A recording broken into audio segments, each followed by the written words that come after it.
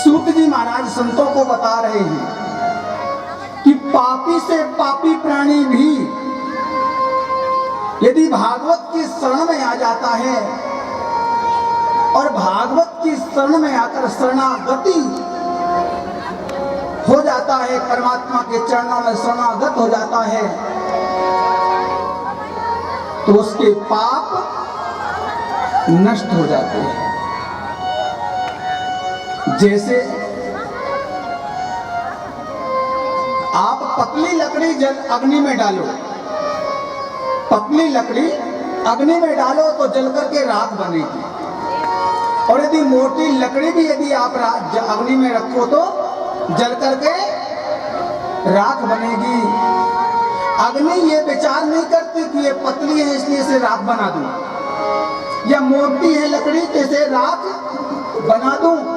अग्नि के अंदर जलाने की शक्ति है, जो अग्नि में प्रवेश हो जाएगा वो जल करके राख हो जाएगा। उसी प्रकार से ये श्रीमद् भागवत जो कथा है, श्रीमद् भागवत जो पंडाल है, ये सत्संग है, इस सत्संग में जो आ जाता है तो मेरे बांके बिहारी ये नहीं देखते कि इसके छोटे पाप हैं या बड़े पाप हैं या मोटे पाप हैं। जो एक बार मेरे बांके बिहारी की शरणागति में आ जाता है, मेरे बांके बिहारी उसके सारे पाप जन्म जन्मांतरों से मिटा देता है, सारे पाप मिटा देता है। बस एक बार परमात्मा के शरण में आ जा,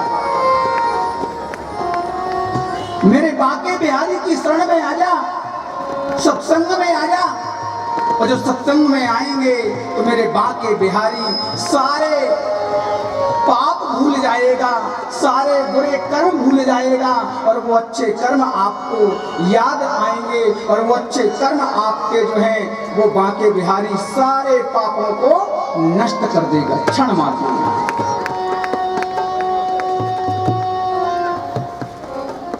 कितना पापी धुंधकारी था, कितना पापी, उसने जीवन में कभी किसी को सुख नहीं पहुंचाया। जब से उसने अपना होश संभाला तब से वो बुरे कर्म ही किया था, अच्छे कर्म कदापि नहीं किया।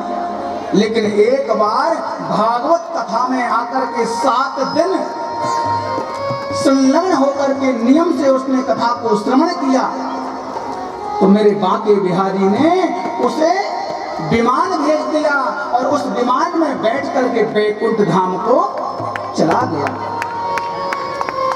ये कथा की महानता देखिए।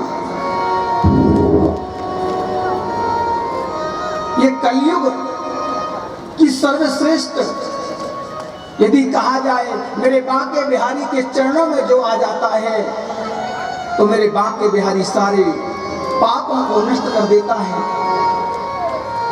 एक बार जब मेरे बांके बिहारी द्वारिकाधीश सारी लीलाओं को करके सुधाम गमन हो रही थी,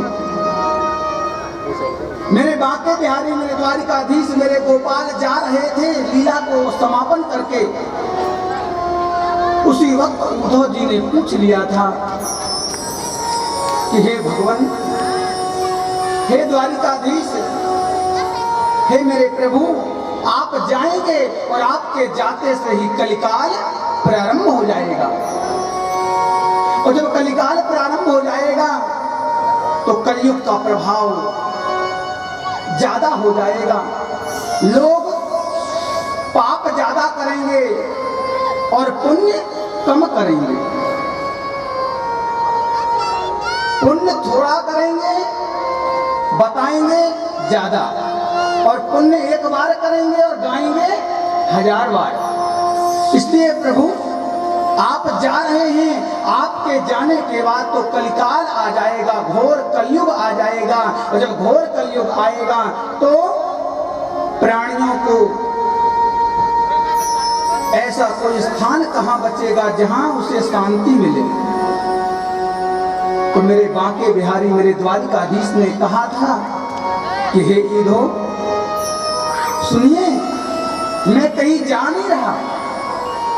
फिर प्रभु आप तो जा रहे हैं लीला समाप्त करके, तो मेरे बांके बिहारी द्वारिकाधीश ने कहा कि हे प्रभु, हे उद्धव, सुनो, मैं कहीं जा नहीं रहा, मैं इस भागवत में संग्रहित हो रहा हूँ, इस भागवत में समाहित हो रहा हूँ। और कलिकाल में जो लोग इस भागवत की शरणागति आएंगे, कथा में आकर कथा को सुनेंगे,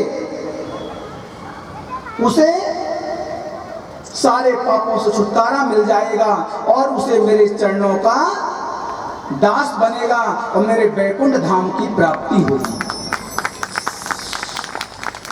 तो ये भागवत कोई पोथी नहीं, मत समझना, ये कोई पोथी नहीं है, ये कोई पुस्तक नहीं है साहब, ये तो साक्षात मेरे प्रभु द्वारिकाधीश बांके बिहारी का वांगमय रूप है।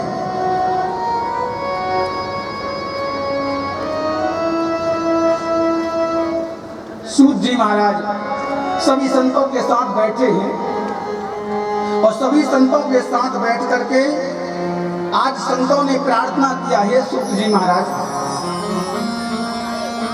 आप कृपा करके हमें कोई ऐसा सत्संग दीजिए जिस सत्संग को हम करके अपने इस मनुष्य तन को